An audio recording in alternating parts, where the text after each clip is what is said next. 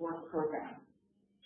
At the webinar today, we will introduce you to the 2018 CGE Webinar Series, provide an overview of the MRV process for developing country parties, explain what institutional arrangements are needed for the MRV system, talk about gender mainstreaming for the process of preparing national reports, and then we will end with a Q&A session. The webinar is scheduled for 45 minutes, and we have allocated another 15 minutes for any spillover. The first speaker today is Mr. Thiago de Arroyo Mendes, Chair of the CGE, and the second speaker is Ms. Valeria Arroyave from the UNDP Global Support Program for National Communications and Biannual Update Reports, who will talk to us about gender mainstreaming in the process for preparing the national report. Just a few housekeeping before we start. We have muted your system, muted your mic from our system, but just in case it goes off, you can mute your mic again. For the Q&A session, we will have it after the speakers have intervened, but you can send your questions to the Secretariat through the chat function that is available. And we will try to accommodate as many questions as possible within the time available. Thiago, the floor is all yours, after which you can hand it over to Valeria, and then we'll proceed with the Q&A session.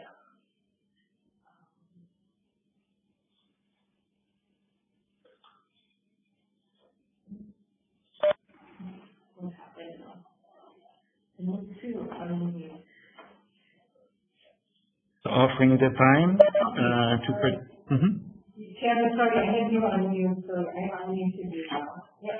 Oh, okay. Great. Great. Oh, yeah. Thank you very much, Baba, for the introduction, and also I would like to thank a lot Valeria from UNDP Global Support Program for participating with us in this first series of workshops. As the team of the Secretariat have prepared to us, we will have a very interesting discussion about MRV processes and also gender. Baba, can you please pass for the next slide? Yes, this is the outline of the webinar. So we will have a short introduction of the 2018 CGE Webinar Series, and we will advance into a more technical discussion on the MRV processes for developing country parties, and some cross-cutting issues, institutional arrangements, and a specific discussion about gender that will have a very interesting participation from Valeria. As it was presented by Baba before, we will also have a Q&A, questions and answers session at the end. Baba, can you please pass the next slide? Yes, thank you very much. Well, 2018 CGE webinars, as we had indicated, the consultative group of experts from UNFCCC has included in this 5-year work plan that this year, 2018, is the 5th year of this work plan, to organize webinars to complement its training materials and also the hands-on training workshops. As the audience might know, the CGE has the function also to provide support to developing countries on regards to the reporting obligations under the convention. So basically, we organize not only webinars, but also hands-on workshops in the region, Latin America and the Caribbean, African region, and also Asia Pacific. And this series of webinars is actually to complement, to broaden the audience and offer the audience information that we provide to the countries once that we are implementing the work plan from CGE. This year, the CGE would organize 2 webinars per month, one in the first week and one in the third week of each month, starting this month of April. And these webinars will address issues such as how can a country better implement the current MRV arrangements, how can a country better showcase its climate actions, both on mitigation and also in adaptation. We will also have webinars to present methods and tools that are available for countries to implement the MRV arrangement, and also what are the lessons learned, good practices for other developing countries that we collect with the support from UNFCCC Secretariat, and also discuss among the group of the CGE.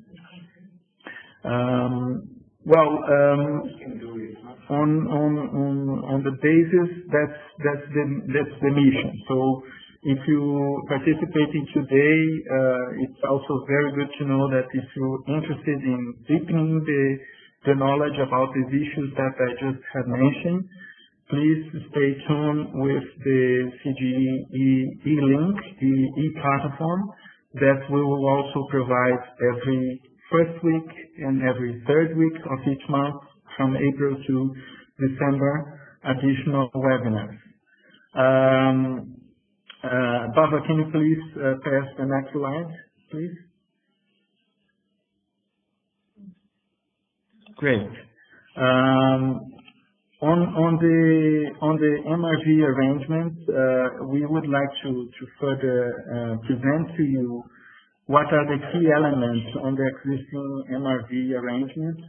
And it's also interesting to, before we dig deep into the figure, to come back a bit and present what is MRV.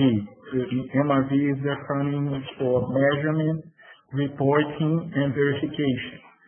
It's part of the international regime on climate change that supports countries to increase trust and provide additional transparency on regards to the actions and support provided among the international community. As you might know, we have in the current MRV arrangement basically 2 big documents that guide the presentation of information from each party, which is the first one is an obligation by all parties, including developing country parties in the convention, which is the so-called national communication.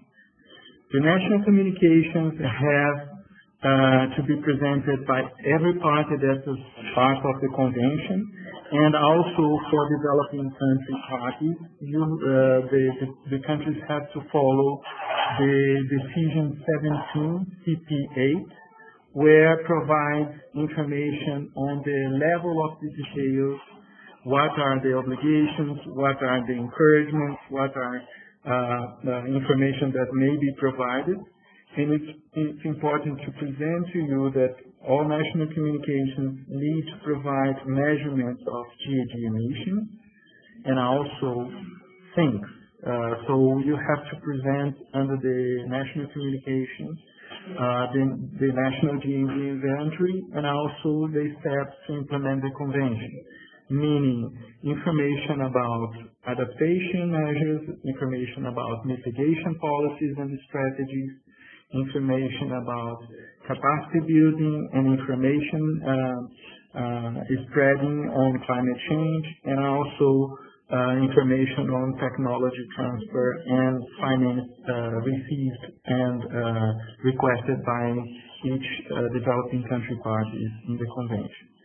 In addition to this national communication instrument that was again decided under the convention as part of the original text of the convention.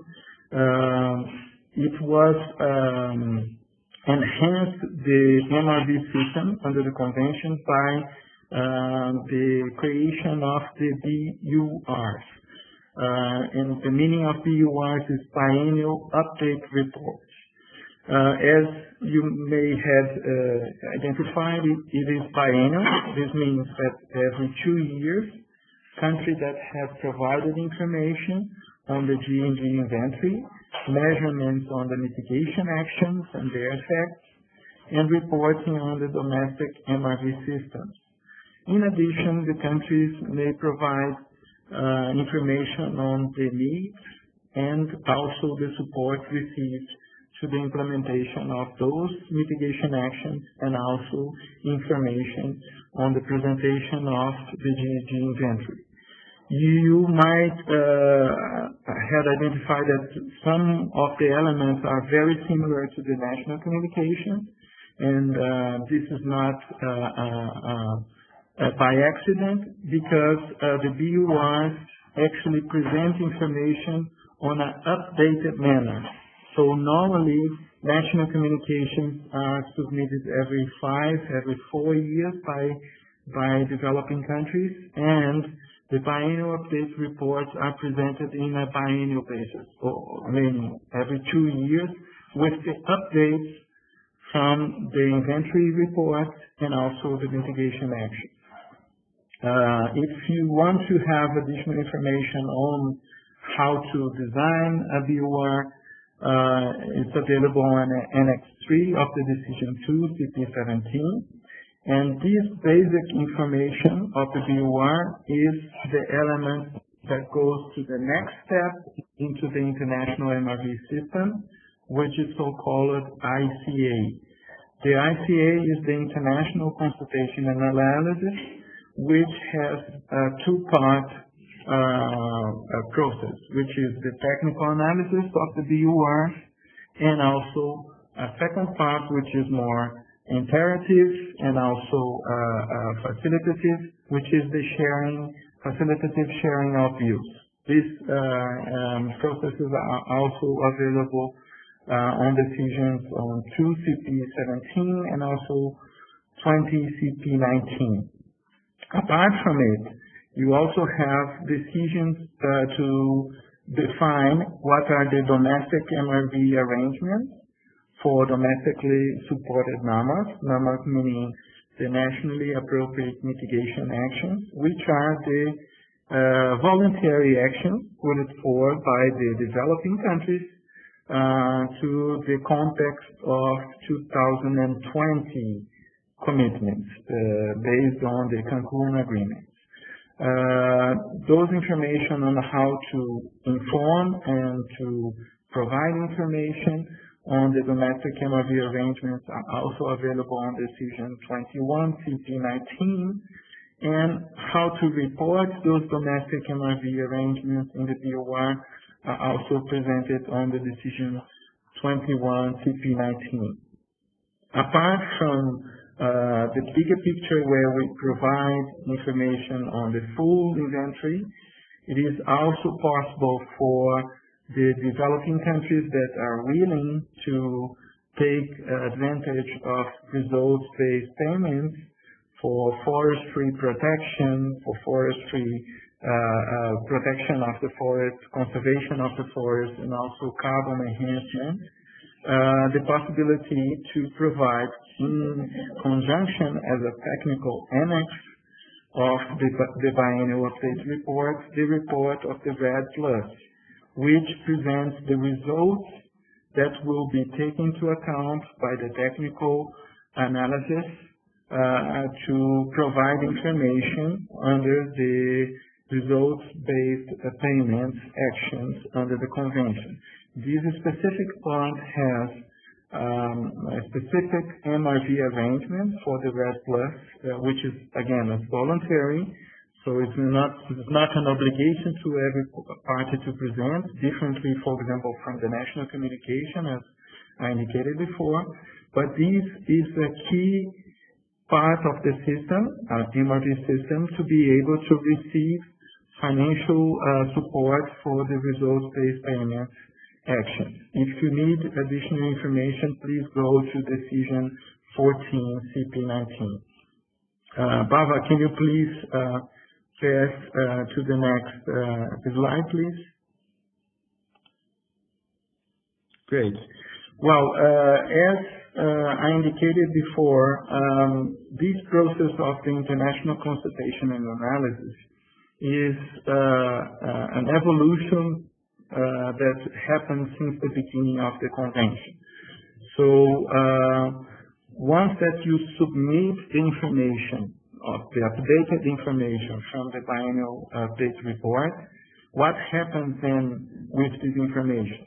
It's not just a matter of presenting the information, and the information that was provided by the party, it's not, doesn't have any connections with the rest of the international community. The biennial update report, again, is an update of the national communications. So the full information is also provided in the national communication in a longer time period, but every 2 years the updates will be provided by the parties.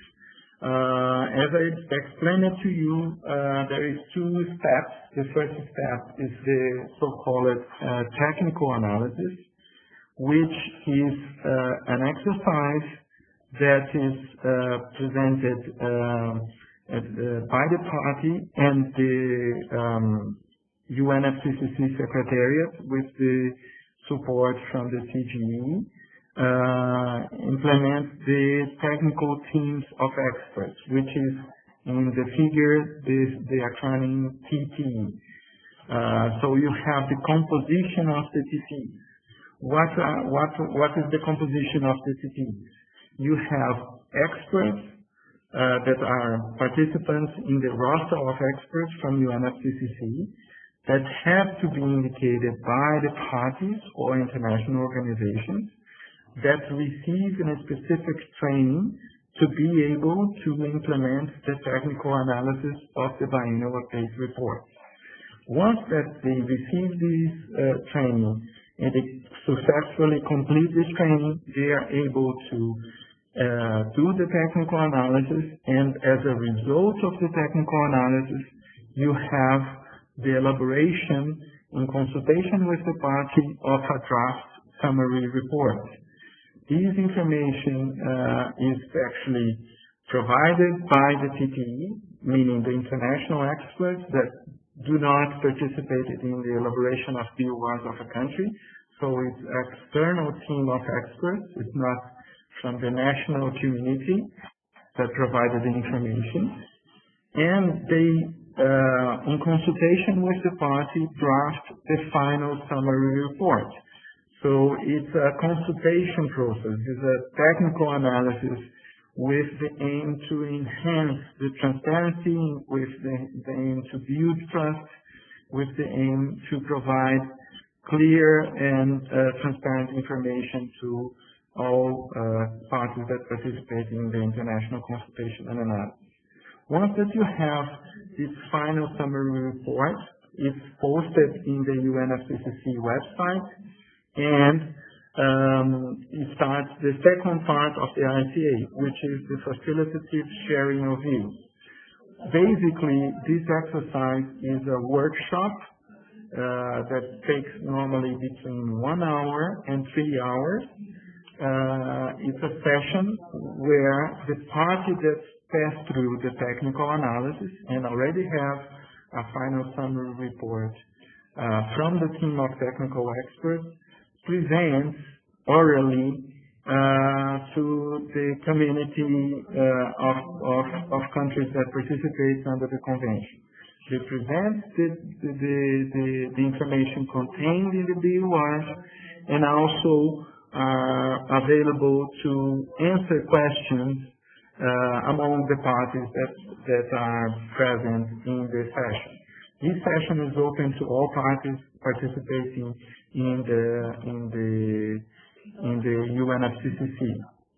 Basically, once that we have the ICA IT process, it is really important to understand that this is not a punitive process, but actually a way to implement clarifications among the parties, and also ways on how to better improve the quality of the reporting of each one of the parties.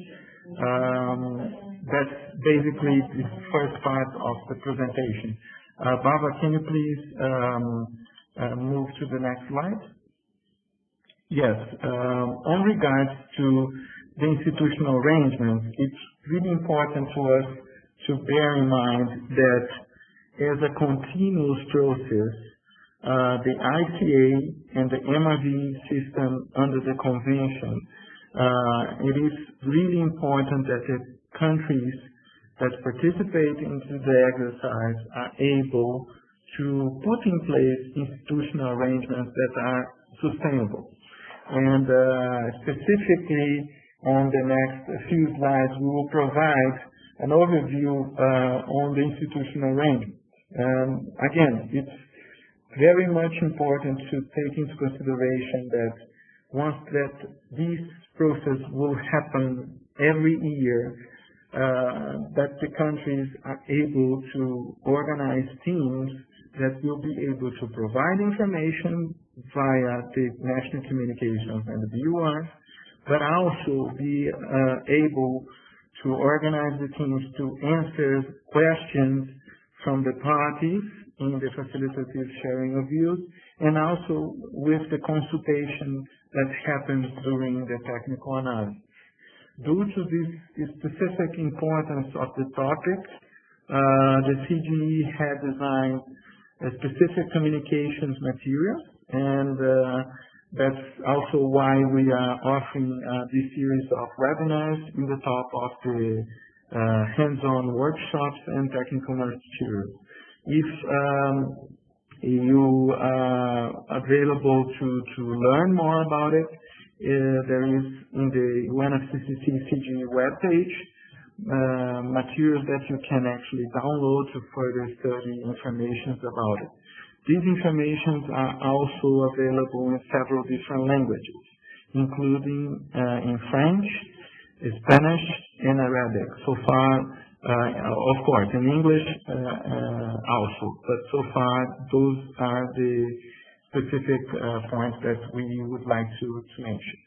And one specific part that's really necessary to implement sustainable institutional arrangements is to take into consideration not only the process internationally, but also how the national and domestic institutions are able to encompass procedural, legal, and institutional setup to necessarily complete the national reporting. There are several factors that are critical for its success, and also requires you to pay a very careful attention to them. For example, it's important to know that there is not just one single way to set up institutional arrangements, because depending on the national circumstances, depending on the characteristics of each country, how the government is organized in each country, how is the political leadership in each country and its context, it will be necessary to design specific MRV processes to take into account the national circumstances. So it's not our role here to present you what is the silver bullet, what is the one-size-fits-all solution, because this does not exist. However, there is a very interesting exercise that we have been working with in the CGE that will have also information in the materials with examples, with potential ways on dealing with the problems that you may face while you are building your institutional arrangements to participate in the UNFCCC MRV system. Another important thing to bear in mind once that you are designing the national system, the institutional arrangements to encompass those reporting obligations, it also to design a plan of action on how to implement in a stepwise approach the objectives to be fulfilled. So there is a specific part of the problem that's going to be built on the lack of planned action, but also it is really important to have political buy-in, meaning that the interests of the key officers and the key political leaders of the country that provide the necessary conditions to implement and organize the teams to be able to design the report and also participate in this process. So what is currently in place in terms of institutional arrangements needs to be thought, and at the same time to have a critical analysis by the countries that you are working on regards to think about what are the national circumstances and how this would actually work. As you can see in the figure, to design such amount of information and to be prepared under one single report, this will demand a lot of coordination. So it is necessary that formal mandates are actually implemented either by laws or bylaws or either memorandum of understanding to be able to generate stability on the provision of the information to the National Coordination Agency to provide information in several different factors. So thinking about the inventory, we'll have to provide information on waste, on energy, on agriculture, on industry. And so it is really necessary to have a coordinated approach where all the entities that are involved know quite well what is the need to provide stable and continuous data to implement the report. Again, it's not expected that the first or the second B1 to be completely perfect, because it is a process which is incremental. So there is a learning by doing process where the institutions can make evolutions into the process to actually reduce the cost of reporting and in addition increase the quality of the data provided. Baba, can you please pass to the next slide? Just as a way to present some examples. Again, the focus here is not to show you this is a perfect example, you should follow it, but to take into account different interesting arrangements that we had found while we were designing the CGE training materials. We would like to present both different ways on how to organize the institutional arrangement.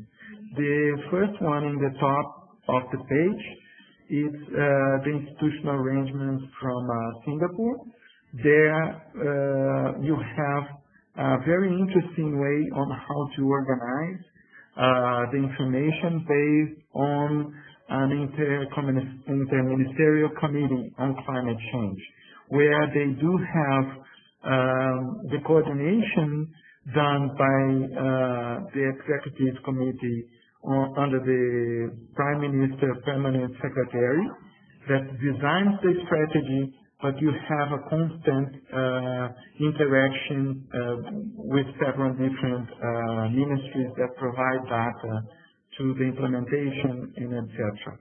In addition, they have the creation of specific working groups. There you have the resilience working group, which also takes into account adaptation issues. You have a second working group that deals with international negotiations, how the evolution of the rules under the international regime is actually captured by the national level, and a third part, which is the long-term emissions and mitigation working group. As you can see in the figure, each one of the working groups have different leading organizations, taking into account the comparative advantage of each institution in the country. So, as you can see, the chair of the working group International Negotiations is the Foreign Affairs Ministry, while the Adaptation and Resilience Working Group is led by the National Development and Environmental and Water Resources Ministries. So this is just an example to show that there is a possibility that was already implemented by one party on interministerial committee, and also we would like to show another example which also serves quite interesting for the reality of Vietnam, but has a completely different way on how to organize, which is the example in the lower part of the figure. As you can see, they have created a specific committee, which is the National Committee, that has a specific focal point based on the Ministry of Natural Resources and Environment. This institution is actually the one that coordinates the submission of the information, but also have specific connections with the specific ministries that provide information and data for the biennial update report, but also has a distinct and very well-defined function of the Department of Meteorology, Hydrology, and Climate Change, where you have the organization of the National Inventory. So these are just two examples to show that independently on the characteristics, if it's a small country, if it's a large populated country, there is no one-size-fits-all approach. It's really important to design the institutional arrangements dependent on the national circumstances. But it is very much important to have at the same time a very clear coordination on who will be responsible for the information, and also how can you facilitate consultation with the stakeholders, how you can actually raise awareness among the various private and public, including ministries, labor unions, industries, NGOs, on implement the process of the MRV in a domestic manner. These are the information that I have to pass for you now. I kindly pass the floor back to Bava so she can invite our friend Valeria to provide information about gender. Yes, thank you, Chancellor. Valeria, the floor is yours. Okay. Good morning, afternoon, everyone. Thanks to Bala and Tiago for this webinar, and also thank you all the universities for all the support provided. I would like to give you an introduction on the integration of gender in reporting by giving you an idea on why and how this process should be done. It is key to do gender mainstreaming from the beginning of the reporting process, and that's why the institutional arrangements should be gender responsive. First of all, I would like to talk of how countries are invited to include gender mainstreaming in their reporting, and this is by the Gender Action Plan, which was mandated to be elaborated which was mandated to be elaborated in order to support the implementation of gender-related decisions and mandates under the UNCCC process. This gender action plan that can be found in the decision of the COP23 invites parties and relevant organizations to participate and engage in the implementation of gender-related related activities. The Gender Action Plan activities focus on 5 priority areas, which are first, capacity building, knowledge sharing and communication, by giving workshops, technical assistance, and others to increase the capacity of parties and stakeholders to develop gender-responsive policies, plans, and programs on all topics on climate change. Second, gender-balanced participation and women's leadership, seeking to achieve and sustain the full, equal, and meaningful participation of women in all the UNCCC process. Third, by coherence in integrating gender considerations into the different areas of work and meeting the goal of gender balance. Fourth, gender-responsive implementation and means of implementation, by this strengthen the capacity of gender mechanisms. And fifth, monitoring and reporting. And here I would like to emphasize a very important point on this webinar. The parties are invited in this gender action plan to report, to submit reports that include sex disaggregated data and gender analysis.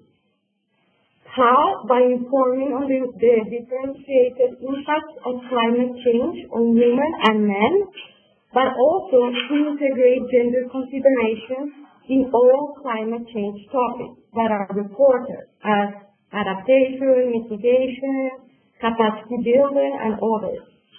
And also by implementing policy and plans for and progress made in enhancing gender balance in national climate delegations. Having this in mind, the Global Support Program developed a toolkit, which is the Gender Responsive National Communication Toolkit, that you can find it in our website. The purpose of this toolkit is to provide suggestions and guidance on integrating gender issues into national communications and URs. By introducing the gender mainstreaming in the planning and preparing steps by this institutional arrangement that have to be elaborated and developed, but also by explaining how and what data has to be reported. Why? Why it's very important to include gender perspectives into the planning process? First, it will increase transparency. By giving a bigger picture of how climate change is affecting the country, by also understanding how women and men are affected by climate change, and at the same time, how can the men and women differently fully engaged in all climate change topics. Second, gender mainstreaming in the national communications and URs improves the planning. By this, the gender-responsive national communications will provide a comprehensive background and baseline information on population group across sectors. This is very helpful because by this, you will know more the stakeholders and how to reach them, how to reach the right audiences at different levels, develop accurate capacity assessments, improve targeting of budgets, for example. Third, enhancing effectiveness. Sex disaggregated data clarifies evidence and permits to act based on evidence and more accurately. By this, men and women can collaborate on different aspects of climate change. And fourth, we will have better results across sectors. For example, more representation of interests across all the social groups. How? This is the big question. It's not only having a gender equity balance team in all the process as most of the people think is gender mainstreaming. Even though it is important, it's more having a gender analysis in all stages of the reporting process. Here, key point here, establishing strong gender-responsive institutional arrangements will support the other parts of the process. And by this, I would like to divide it in three parts. Mainstreaming gender in national communication process has to start from the beginning. This means in the plan. For example, gender mainstreaming in the national communication project proposal, including an experiment to explain gender as a relevant issue. Also, in relation with the coordination body and the team process for the elaboration of the report. Countries are invited to include personnel with gender analysis expertise. And, for example, in the budget preparation, include the gender-related costs. Also recommended. Also, in the second point will be in the overview or initial stages. The stock-taking team should have a gender expertise. And by this, the overview of political, social, geographical, and economical conditions should be evaluated in terms of disaggregated data. Why is this so important? This will help you understand actual conditions of the country in terms of gender issues, and also to identify the key institutions that will give you gender-responsive information.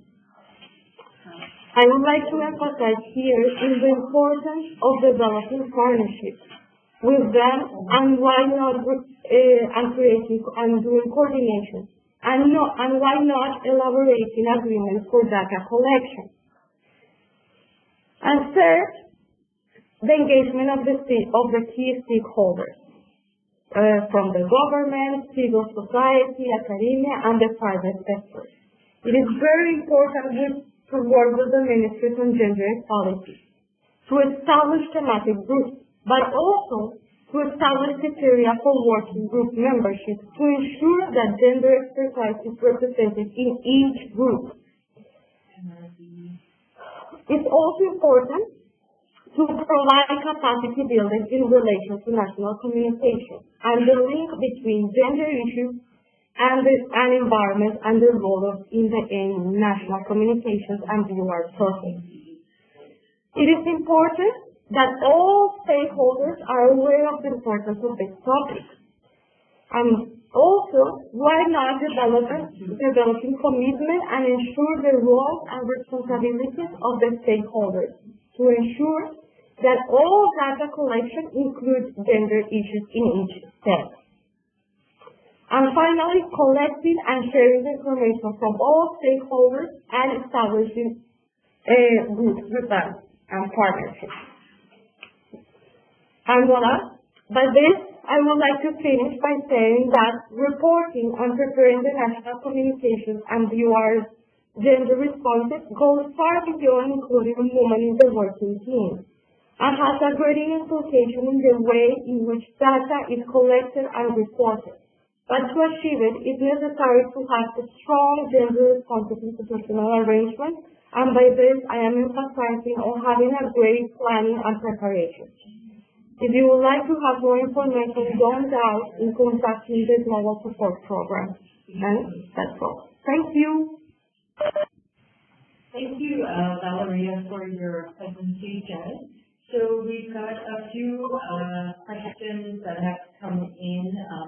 Mainly, I think, Thiago, the questions are mainly to you that have come in. And then I would also suggest to the participants to send your questions also on the presentation that Valeria just made. So one of the questions, Thiago, that we have received is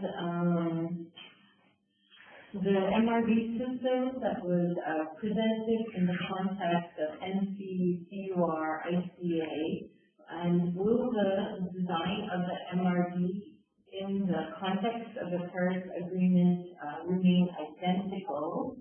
And also, where does the NDC fit? Okay. I'd like to take that question. Okay. Thank you very much, Babacar from Senegal, to presenting these questions.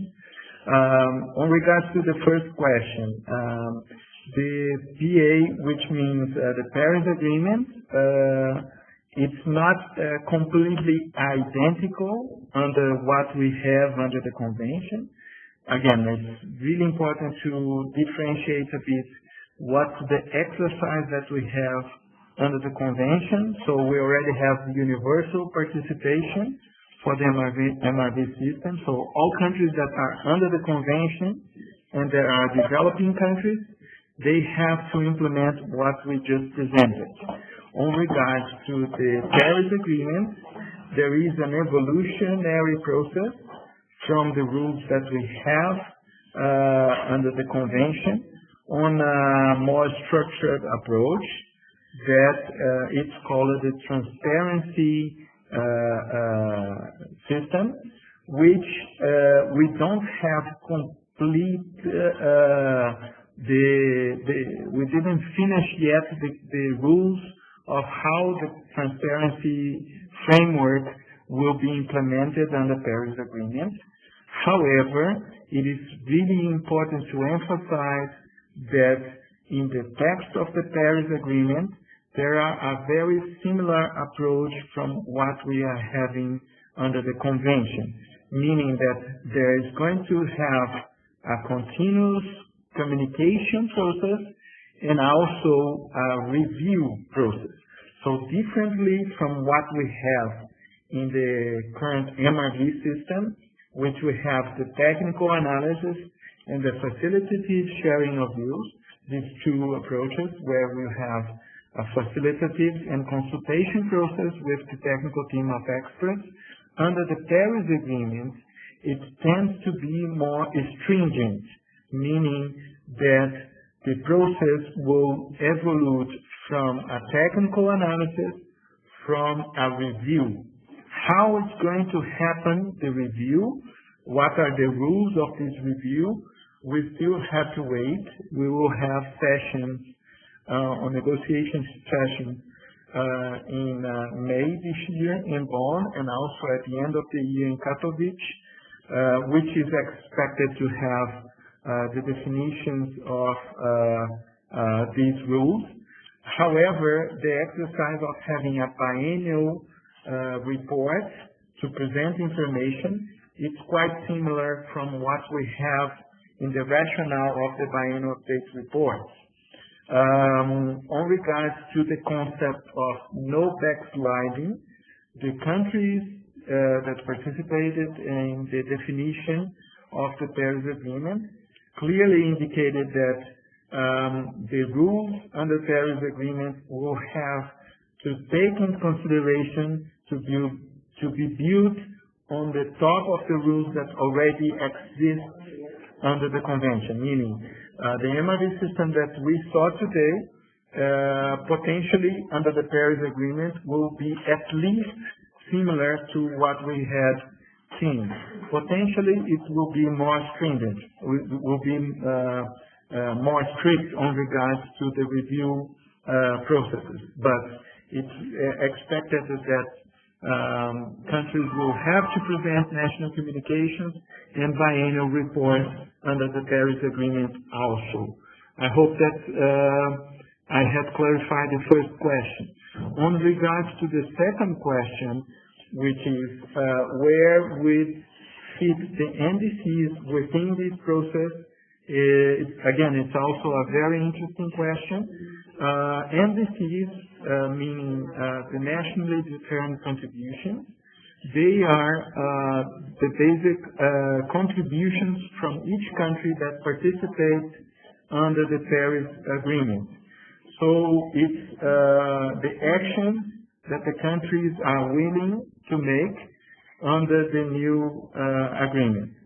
As the NDCs are considered national policies, they can actually be communicated under a national communication and a BUR if a country decides so, understanding that the NDC is a national policy, is a national climate change policy towards the Paris Agreement, as any other policy that might already exist or new policies that domestically the country decides to implement. It's part of the exercise of presenting actions and reporting those actions, and these actions are verified under the international MRV system. So, in my opinion, there is no problem if a country decides to communicate the results of the NDC through the national system that is already implemented under the BUR and the MRV system, because it could be a specific national policy on mitigation, for example. One last comment, just to make sure that both questions are united and understand it in a complementary way.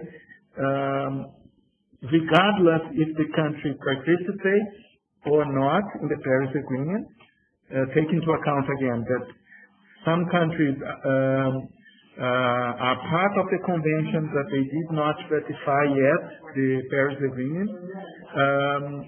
The rules that we have under the Paris Agreement indicate that you only stop submitting information under the BUR if you already have the new system of rules happening.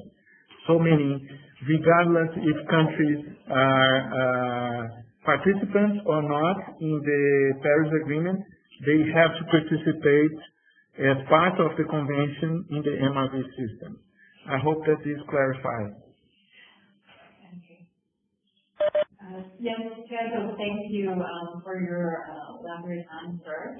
Now we have a question for Valeria, and the question is, are there countries which are known for being very good at gender mainstreaming in the NCNPR process, and good practices and examples? So Valeria, you have the floor.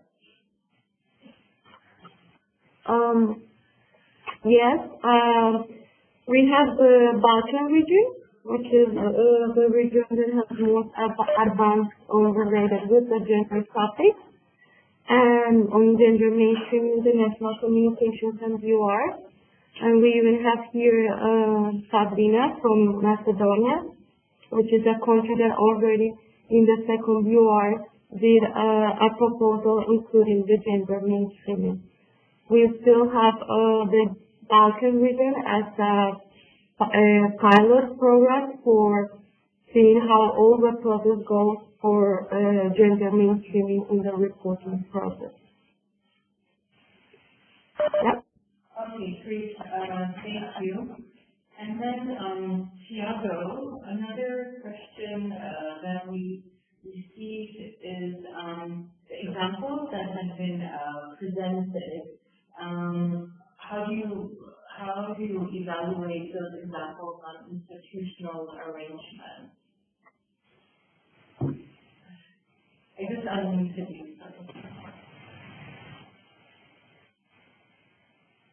Hello, Tiago?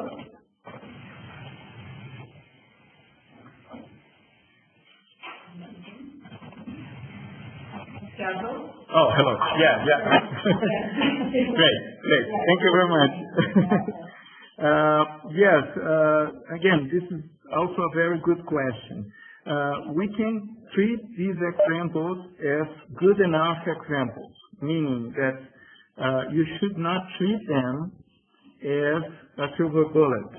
If your country has similar conditions of Vietnam or Singapore, and you're willing to take these examples as a way to design your institutional arrangement in your country, you have to be very careful if the same institutions exist, if they have the same function, and if you're not expecting from a example that is not adjusted to our national circumstances.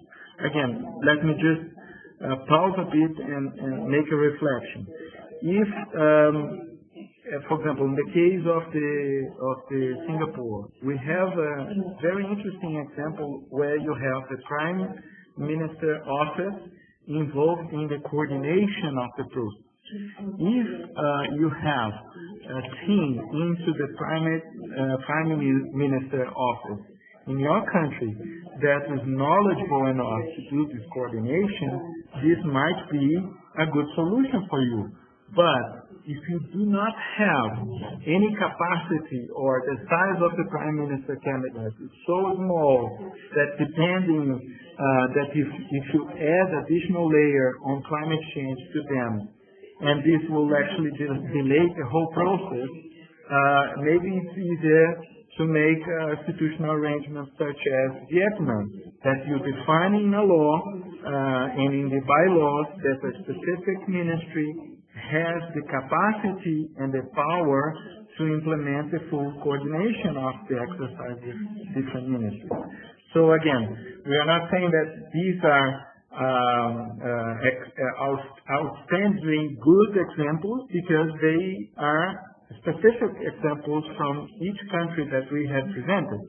So it's better to be very careful to just do not copy and paste the same institutional arrangements, because in your country the institutional arrangements could be completely different depending on how the ministries are organized or how the decision-making process is done. If you have conditions similar to Singapore and similar to Vietnam, have a look in their examples. They have a very interesting learning spot there that you might take advantage of them. And of course, it's always possible to improve the examples that we are indicating here. Okay. Tiago, thank you very much for your answer. We have received a few more questions. One was a question about how to become a member of the technical team of experts and how to register on the roster.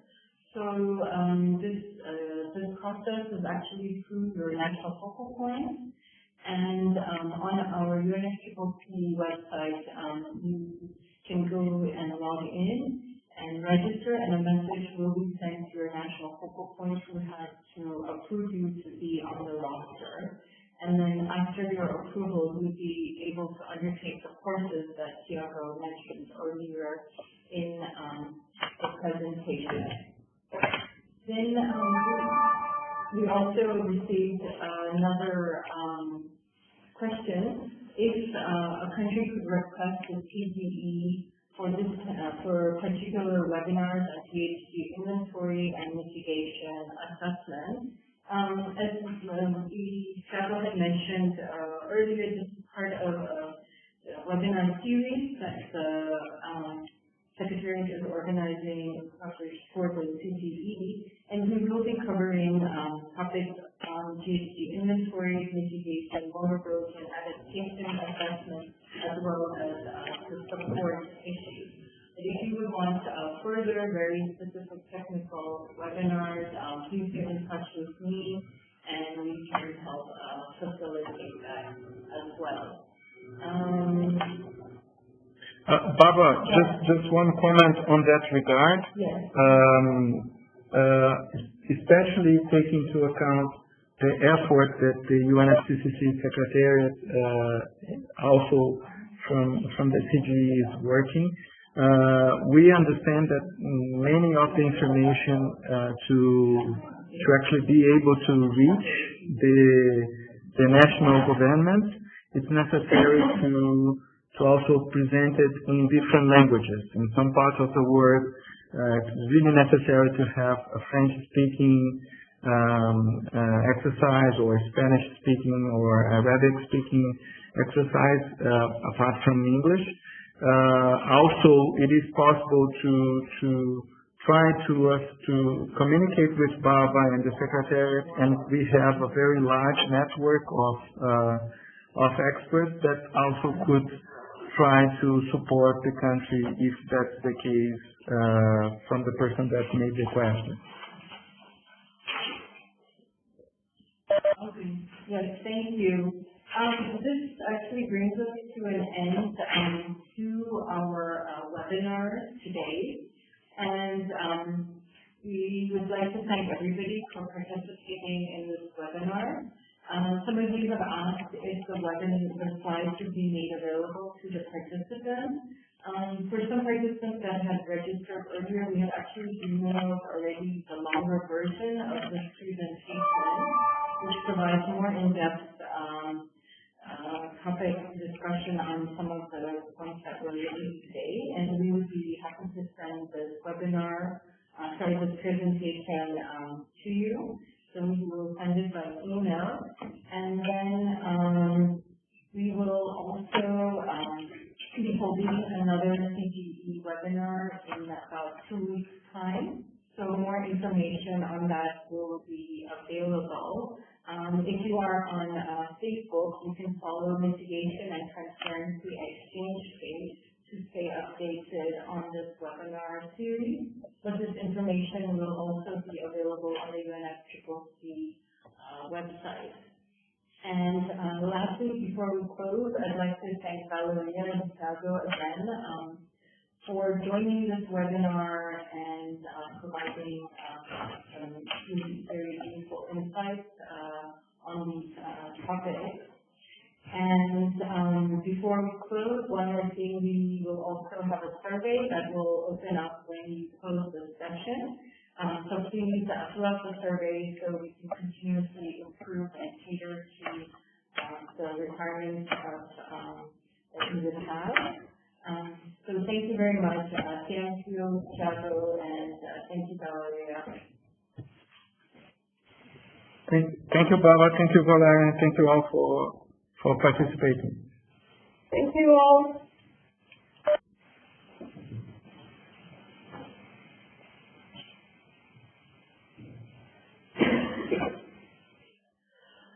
Sorry. Yeah. Okay. See you next time. I think it's so quiet.